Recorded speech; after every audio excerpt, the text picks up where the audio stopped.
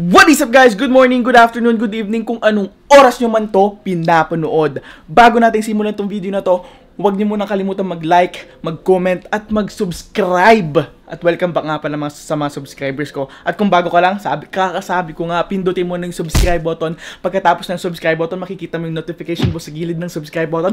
Pindutin mo na din para ma-notify kayo every time na mag-a-upload ako. Okay, so bago natin simulan tong video na to, pansin nyo ba? Hapon ko pa suot tong damit na to. Ibig sabihin nun, hindi pa ako naligo. So, maliligo muna ako ng saglit. Let's go, guys!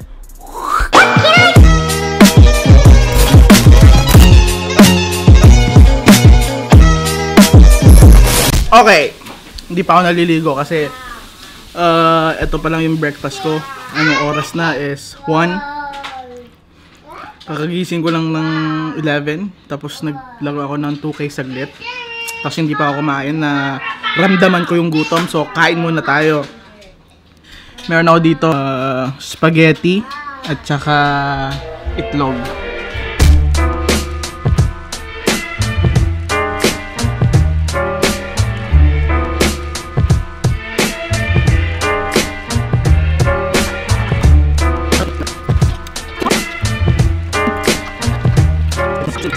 So, yun.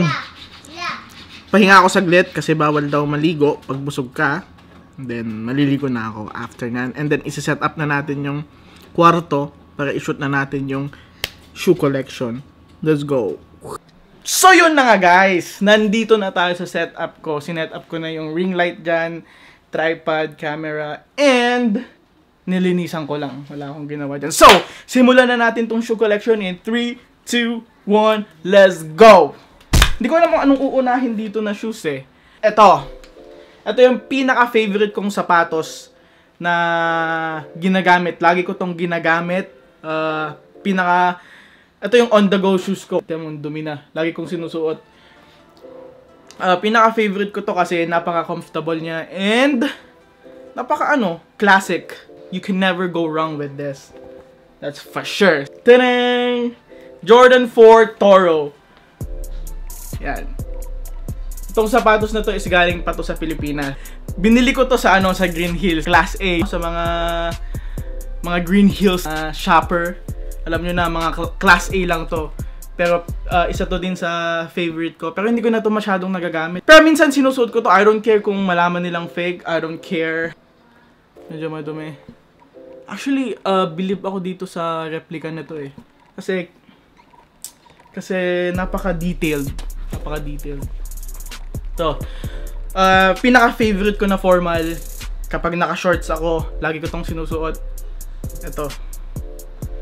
Topsider. Sperry. I don't know, hindi ko alam to. Basta topsider tawag dito. Binili ko to 2 years ago.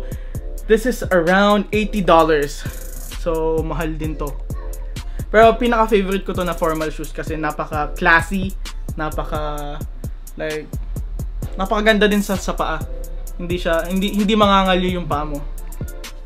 Focus natin na maayos. Yan. At kapag naman nakapants ako, pinaka-favorite kong sinusuot tong sapatos na to. Pag nakapants ako, formal shoes din siya. Tanang boots. Suede. Ganda, no? Ganda. Yan. Sa mukha ko yan. Kita ko. Ito, binili ko to sa online, sa ASOS. ASOS, I don't know how do you pronounce it, but ito, pinaka-favorite ko to kapag naka skinny jeans ako. I think ito, pinaka-una kong binili. Actually, pinaka-ulang binili sa akin dito sa US, itong sapatos na to. Ang tawag dito, Nike SB. I think naalala ko na. Binili sa akin to ng Kuya April ko. Nung hindi pa ako nag-work dito, kakadating ko pa lang kasi. Focus ba? Yan. Tanang! Alam niyo bang ano to guys? Focus ba siya? Yan. Nike Huarache. Ito para sa akin yung pinaka-comfortable sa paa eh.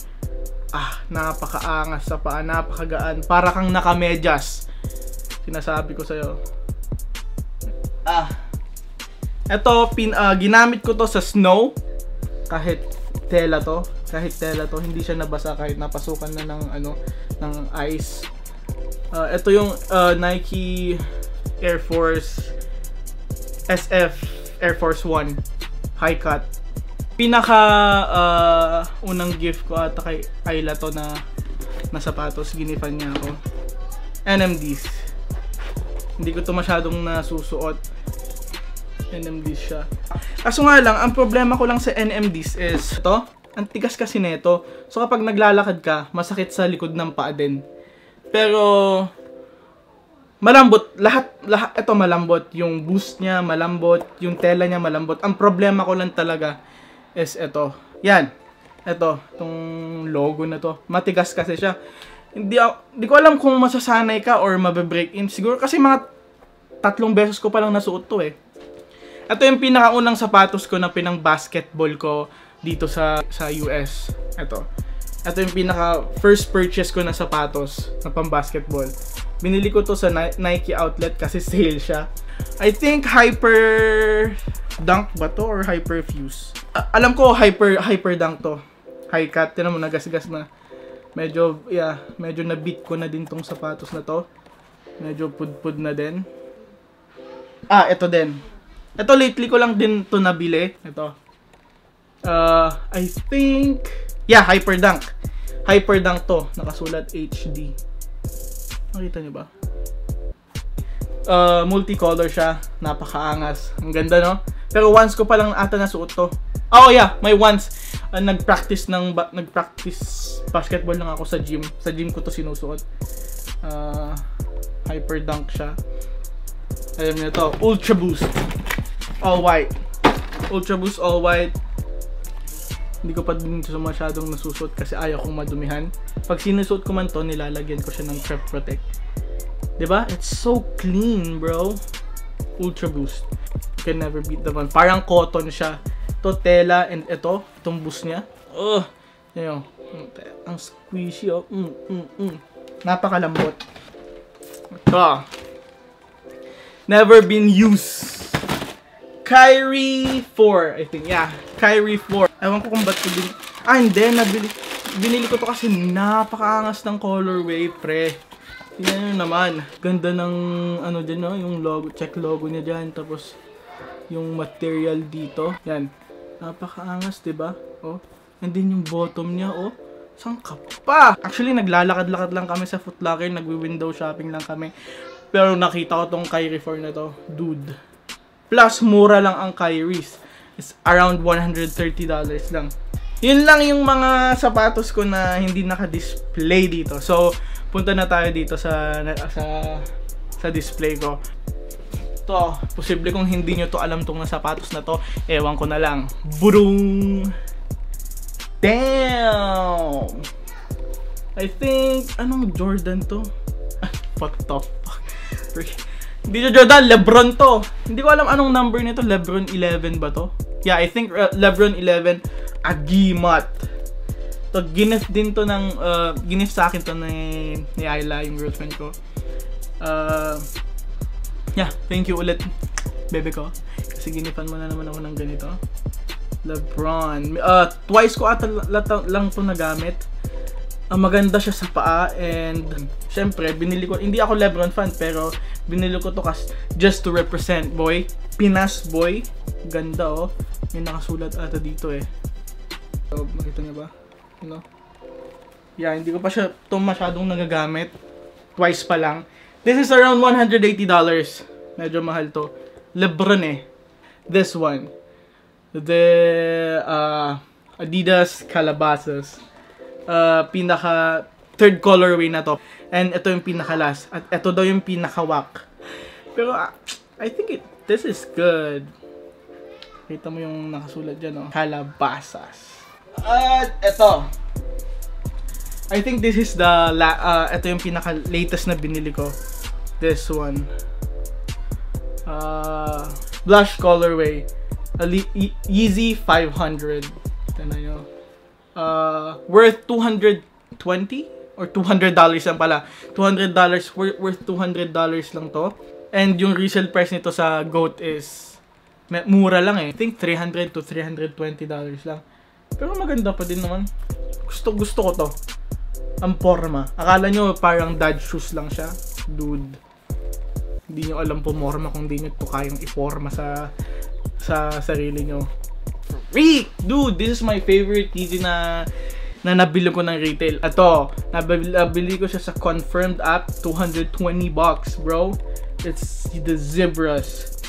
Pero ito na yung second release ng Zebra. So, nung unang release ng Zebra is yung resale price nito is umaabot ng $1,000 to $1,400. Pero nung second release na sila ng Zebra, ngayon makikita mo yung resale price ng ganito sa GOAT is around $450 to $550 na lang. Pero pinaka-favorite ko pa rin to. Dude. Come on, man. Posible kung hindi mo siya magustuhan. This one. Oxford Tans. Bro. eBay, bro. Yes. Alam nyo naman sa eBay, madaming peke. Dude, they got fake, bro. Kasi nagmamadali ako nun, hindi ko alam kung saan bibili, hindi ko alam anong. Dude, this is freaking fake, bro, for $600. Pero nilalagay ko pa din dyan kasi I bought this for like $600. Alam mo, may story to, kaya andyan pa rin sa display ko dyan. Jordan 11 7210 colorway. Ang pangit lang sa yung bottom nito is white dapat to pero nag-yellow na siya. Parang ipin ko. White dapat yun pero nag-yellow na siya. Ito is yung behind the story nito is galing nagbakasyon ako sa Hawaii for like one month and 1 week. And then pag uwi ko, sinurprise ako ni Ayla sa airport. Tapos pinakita niya sa akin to. Dude, I was like, gulat na gulat talaga ako. Hindi ko in-expect. Magaling mag-surprise kasi sa Ayla So, hands down Ayla. Salamat ulit. Bebe ko.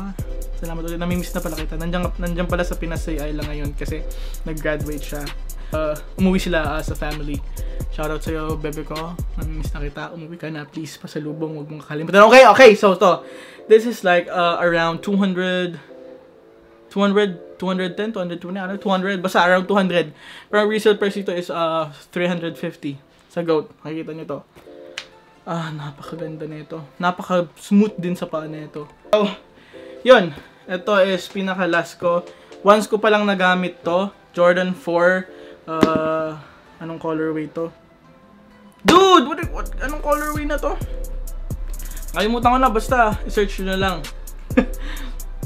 This is like around 200, 180, 180 ata or 200. Around, basta nandun, naglalaro doon. So yun guys, napakita ko na lahat ng mga sapatos ko. Shoe collection is done. And yun, sana na-enjoy nyo tong video na to.